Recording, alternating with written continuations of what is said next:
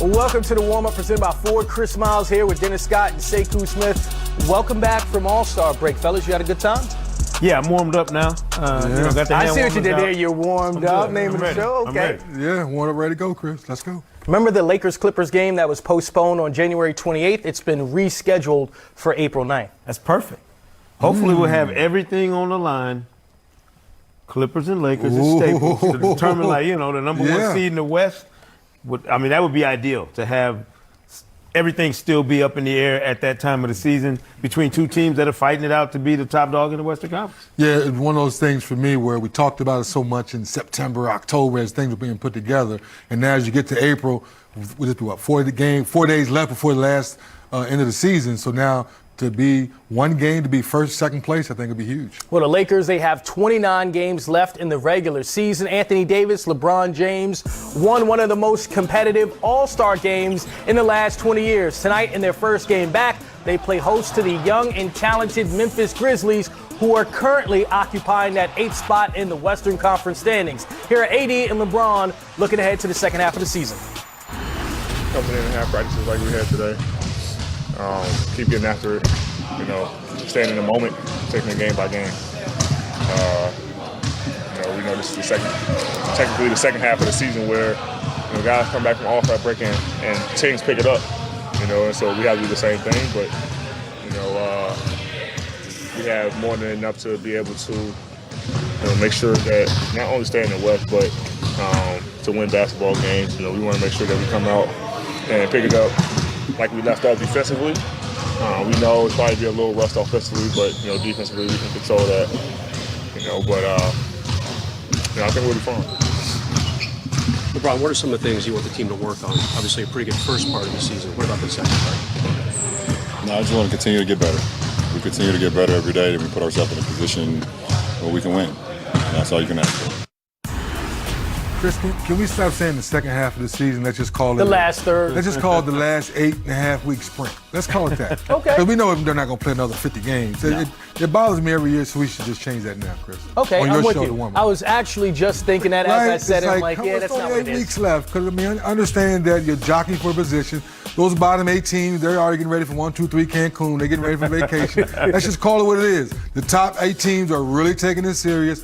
Who could really move up in this next week or two?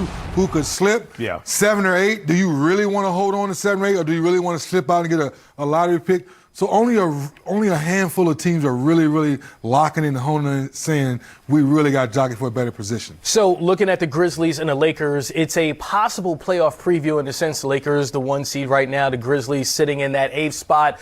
But we also look at the moves that were made today. The Pistons bought out Markieff Morris, and according to Shams Charania, the Lakers, they've signed them. Sekou, what does he add to this team? He adds the same things that the other Morris twin adds to the Clippers. Yeah. Toughness, shot making, a defender on the perimeter against, bigs, and guys who are playing, that wing forward spot. But more than anything, this gives the Lakers another body to go at the Clippers with. This is an arms race between these two teams. They've been trying to match up body for body.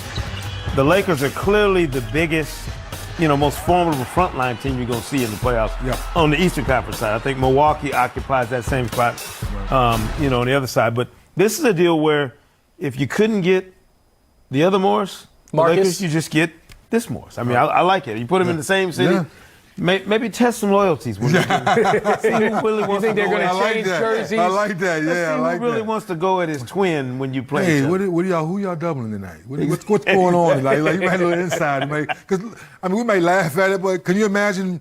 You just signed with the enemy, but we brothers. And they might be sharing a condo. As tight as you can get as twins, right? Yeah. So I can sure one may be trying to get some type of information. I love it. I would. It only spices up an already spicy rivalry. It's going to make it even better. All right, we talk about the Lakers all the time. So let's talk about the Grizzlies and their young stars, Jaren Jackson, Ja Morant, and also I'm going to mention Brandon Clark in that conversation because all 3 of those guys played in the Rising Stars game. So 3D, like we've said before with this team, it seems like they're playing with house money. Mm-hmm. But what do you expect from them closing out the rest of this season? What are you watching? I expect Coach Jenkins to really test this young team and see how good they want to be.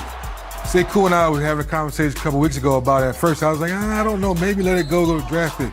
No, these young guys are playing the right way. They're on the right directory. You put the right vets around them. Why not get a taste of the playoffs? Why not let the fans know that this is who they are? The basketball guys have been good to them, give them 2 young players, and you bring in Brandon Clark. Now he's lights off. I call him the human pogo stick, the way he runs up down the floor and alley-oops and block shots. I love everything Tyler Jenkins has done with this young team and the way they're playing. Well, and you're going to have to fight off some competition for the 8th spot. I know we kind of talk about them now, projecting them into that 8th spot. Portland. But I'm nervous now with You Dame. got 28 games left. That's a lot of time for you to slip up with somebody else to gain grounding. Yeah. So we're going to find out if this Grizzlies team is mature enough with these young guys in key positions to battle through a late season playoff push. This is going to be difficult. Taylor Jenkins is just as green to this as a head coach as some of these guys on his roster. So we're going to find out if the Grizzlies have the mettle to hold off these other teams down the stretch and get that playoff spot. Yeah, because their best players are 19, 20, 21 in that age range. Yeah, but I talked to Jaren Jackson Jr. in Chicago during All-Star Weekend. They don't talk like 19, 20-year-old guys. Don't. They really exhibit the kind of characteristics you want from mature players in this league.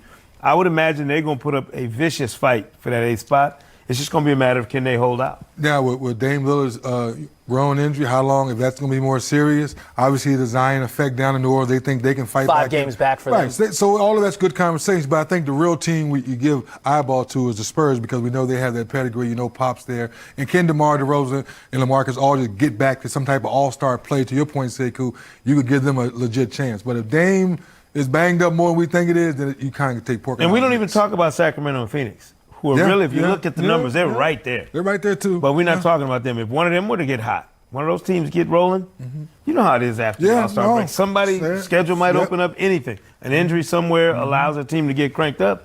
This race could be much more interesting, Chris, than we think. Ja Morant, Jaren Jackson, certainly 2 young stars in Memphis. How about a young star in Dallas that's shining as bright as you can? Luka Doncic made his return from injury before the All-Star break and looked like the same player we saw. 33 points, 8 assists, 12 rebounds last time out. In this game.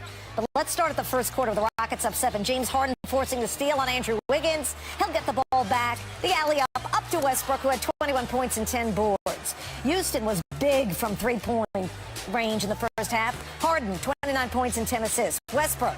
The Rockets had 25 made threes in this game for the 6th time this season. Robert Covington, he'll get fouled in the process. Second quarter, P.J. Tucker makes a corner 3. He made all 5 of his 3-point tries in the quarter. Houston 15 of 26 from 3, tying a first-half franchise record. We go to the fourth quarter. Rockets up 33. Austin Rivers. But watch Westbrook elbow Damian Lee in the chest. Juan Toscano-Anderson snatches the ball from Westbrook. And shortly after, Westbrook exchanging some words with Klay Thompson before running into Kevon Looney. Westbrook was ejected after his second technical foul of the game. He has a league-high 13 in that department on the year. Rockets win by 30. Here's Westbrook on his ejection. But I got to do a better job of holding myself accountable to a very, very high standard. And I'll make sure I leave no room for error to allow somebody and people to paint me out to be a guy that I'm not. I just think it's unfair though, that after all that, I'm the only one that get attacked or kicked out. That's not fair. I don't care what nobody says. There's so many other people involved in it that were doing so many things that weren't okay. But I'm the one that gets attacked, gets ejected, and everybody else is cool and go back to play. But like I said, I take responsibility for that, and I hold myself to a very high standard, which I'm withhold. Heard but not seen enough. Kyrie Irving's 20-game season in Brooklyn officially ending Wednesday. He'll have arthroscopic surgery, the shoulder not responding when he played. In pain, he did some things, still averaged 27, had a pair of 50-point games. Mark Schwartz on point. Brooklyn knew there would be growing pains, but perhaps no one anticipated it would hurt quite like this. Kyrie Irving is grabbing his right leg. Irving is writhing in pain. For the Nets, this season was supposed to be about building chemistry with one superstar, while the other one spent the entire year in street clothes, healing a ruptured Achilles tendon. That plan is now in tatters with news that Kyrie Irving's season is over. The Nets guard will have surgery on his ailing shoulder. And Kevin Durant has no intention of putting on a cape to rescue the franchise in the playoffs. Irving's Brooklyn debut was a smash. Back up three. God! Oh, wow, Kyrie! He put up 50 opening night at home, and the Borough brimmed with bravado. I feel like we definitely a contender. I mean, it's been a long time coming. Weeks later, he would injure his shoulder, costing him 2 months, allowing Spencer Dinwiddie to emerge as a potential all-star guard in his absence. In January, while rehabbing the shoulder, Irving lasted only 9 games before succumbing to an injured knee. Irving's season is now over after only 20 games, easily a career low. And the Nets limp to an 8-12 record with Kyrie on the court. For Brooklyn, the challenge ahead becomes even more formidable. How do the Nets add a third star without dealing Dinwiddie? And how does coach Kenny Atkinson build a title team around the pair of superstars who have yet to establish on-court chemistry with their supporting cast? I'm Mark Schwartz.